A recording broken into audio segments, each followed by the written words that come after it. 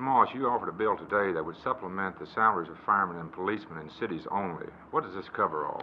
Well, the problem results from the fact that as soon as a county, say, becomes a city, then immediately the state troopers in that particular county are removed and they are used elsewhere. The city policemen enforce as many state laws, if not more state laws, than they do city laws, but they are not compensated for this by the Commonwealth of Virginia.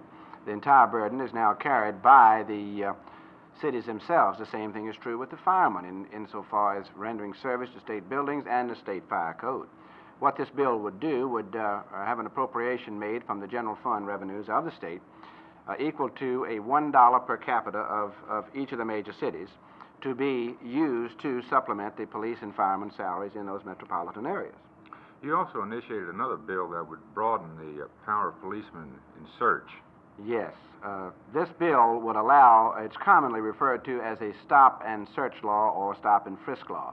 It has been used successfully in New York State, and it is preventative in nature rather than curative, so to speak. What would happen is if a police officer observed a man acting suspiciously or furtively, so to speak, he would have a right to walk up to this individual with reasonable, of course, safeguards if he was felt reasonably that the man may be about to commit a crime, and ask him, first of all, his name and address.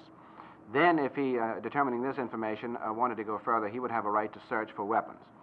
As I say, this has been upheld by the Supreme Court of the United States as being constitutional, and it has assisted, I understand, the New York City Police in crime prevention. And I realize it's a rather radical change, but we are dealing with a very radical and serious problem insofar as the increased crime in this country is concerned.